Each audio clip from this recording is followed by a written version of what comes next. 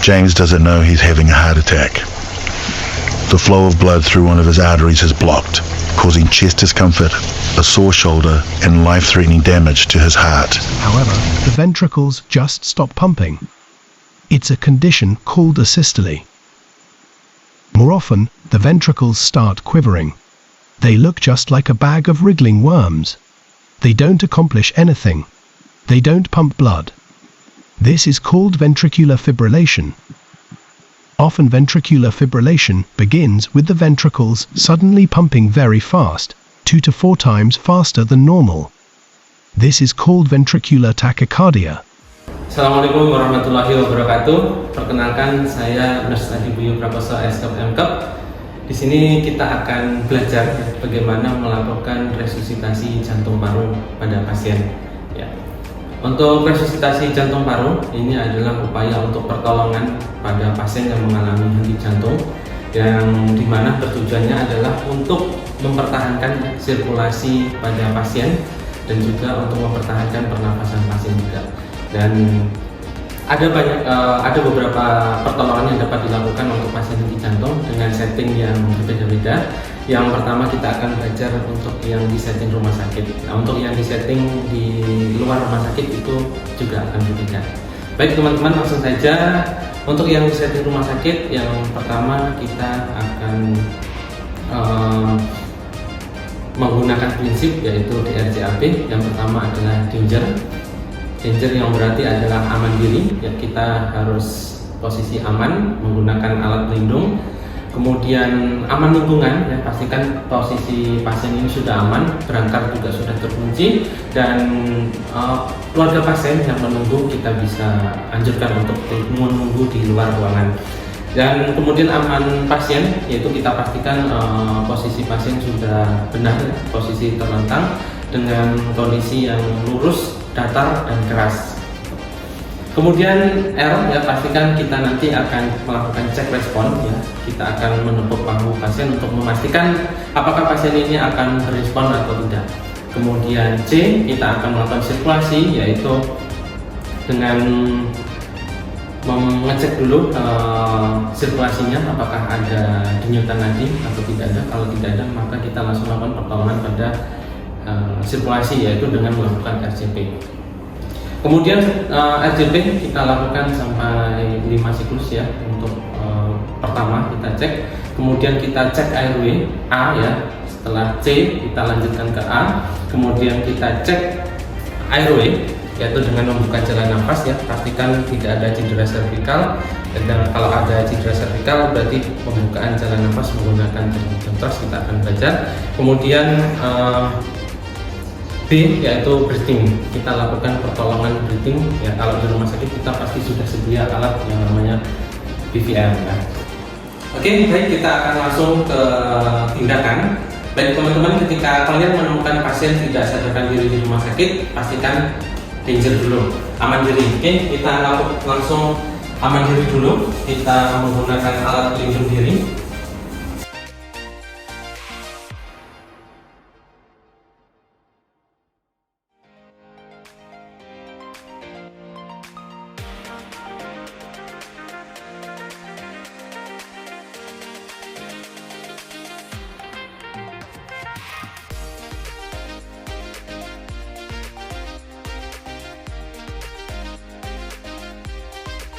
Jadi ketika minimal kita sudah pakai handphone, ya teman-teman.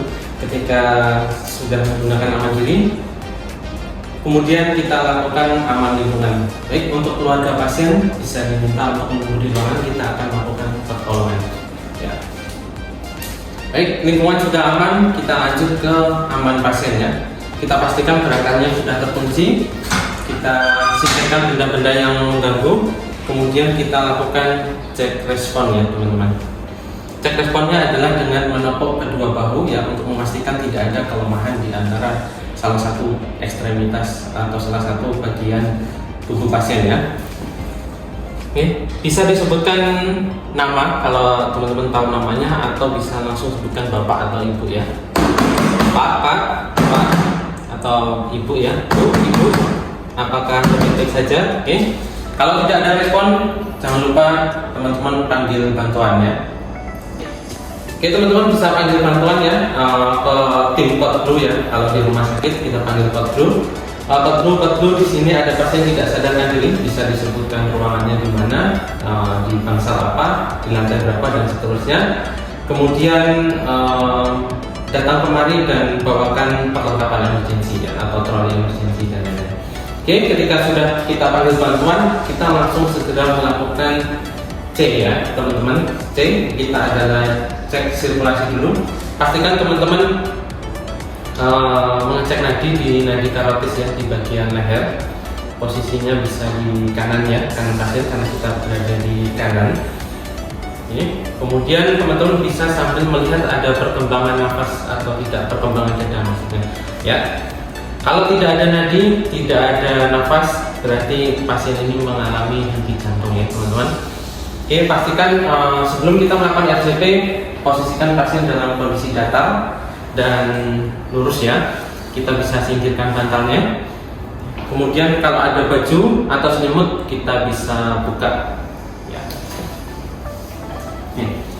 Ya, dalam pemberian resusitasi jantung paru ya, pastikan posisi tangan kita itu berada di tulang sternum ya, di tengah-tengah tulang dada.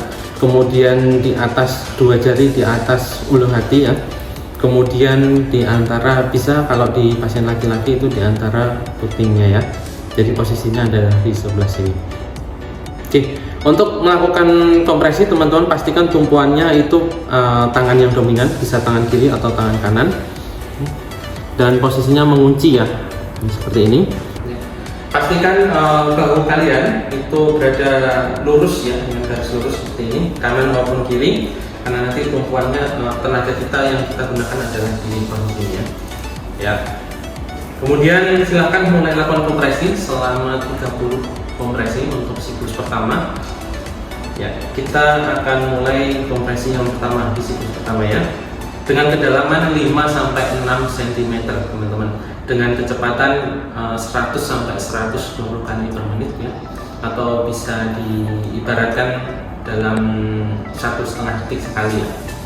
Oke, kita mulai dengan hitungan 1 sampai 30. 1, 2, 3, 4, 5, 6, 7, 8, 9, 10, 11, 12, 13, 14, 15, 16, 17, 18, 19, 20, 21, 22, 23, 24, 25, 26, 27, 28, 29, 30.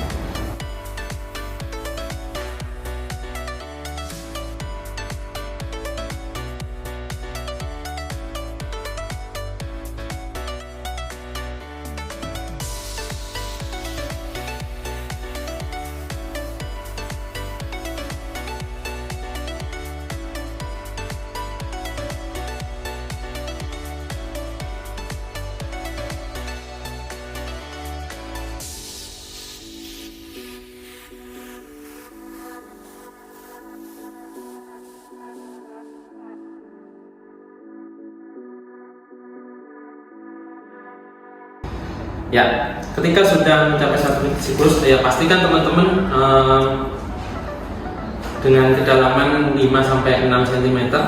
Kemudian ketika sudah selesai 1 siklus, teman-teman bisa langsung melakukan cek airway pasien ya. Di sini kita melakukan pembebasan jalan nafas bertujuan untuk membebaskan ya jalan nafas agar pasien bisa bernafas dengan lancar, yang dimana nanti ada berbagai macam sumbatan jalan nafas.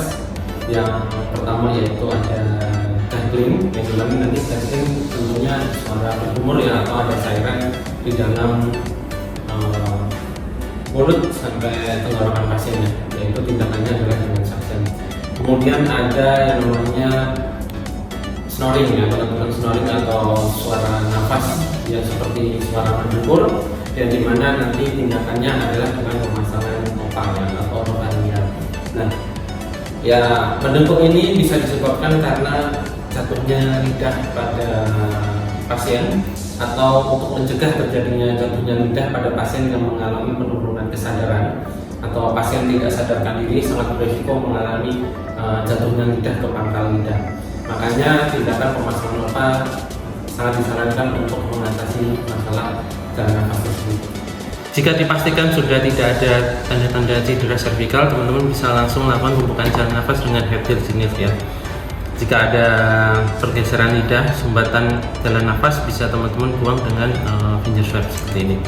Oke, kalau dirasa airway sudah aman, teman-teman bisa langsung lakukan breathing ya. Kita menggunakan alat yang kalau di rumah sakit namanya valve mask ya. Kalau di rumah sakit teman-teman bisa menggunakan PVM atau valve mask ya, teman-teman.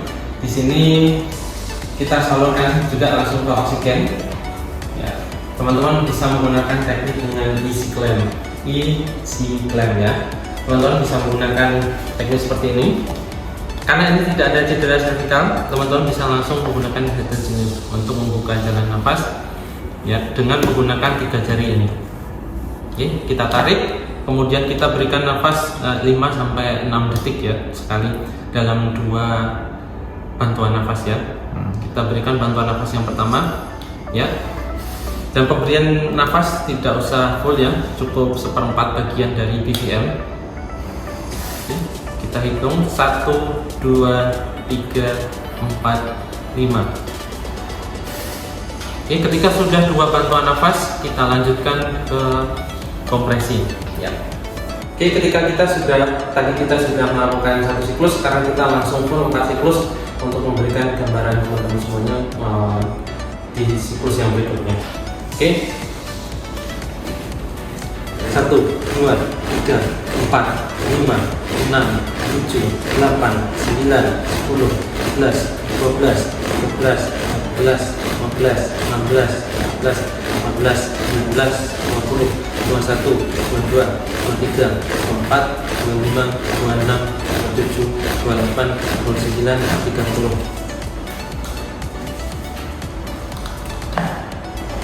1, 2, 3, 4, 5. 1, 2, 3, 4, 5, 6, 7, 8, 9, 10, 11, 12, 13, 14, 15, 16, 17, 18, 19, 20, 21, 22, 23, 24, 25, 26, 27, 28, 29, 30. 1, 2, 3, 4, 5. 1, 2, 3, 4, 5, 6, 7, 8, 9, 10, 11, 12, 13, 14, 15, 16, 17, 18, 19, 20, 21, 22, 23, 24, 25, 26, 27, 28, 29, 30. 1, 2, 3, 4, 5. Oke, di siklus yang terakhir teman-teman. 1, 2, 3, 4, 5, 6, 7, 8, 9, 10, 11, 12, 13, 14, 15, 16, 17, 18, 19, 20, 21, 22, 23, 24, 25, 26, 27, 28, 29, 30.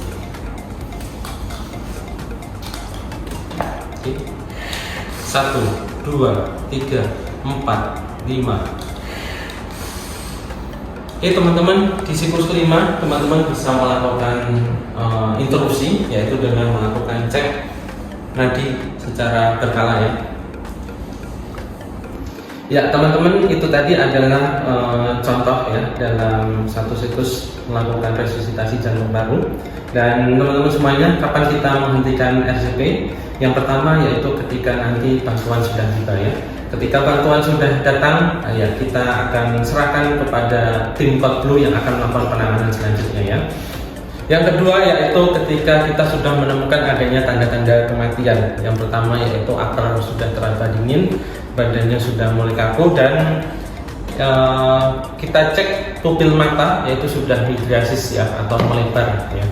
Tidak ada respon terhadap cahaya, berarti HCP sudah kita hentikan. Dan yang ketiga yaitu ketika pasien sudah ada nadi atau sudah ada nafas dan sudah sadarkan diri, maka RCP bisa kita hentikan. Demikianlah penjelasan singkat terkait dengan tindakan resusitasi jantung paru yang dengan setting di rumah sakit. Semoga teman-teman bisa mengambil banyak manfaat dari apa yang sudah kami sampaikan. Ya, saya Nasari Budi Prakoso S.M.K. Saya terima kasih sudah menyaksikan. Saya akhiri. Wassalamualaikum warahmatullahi wabarakatuh.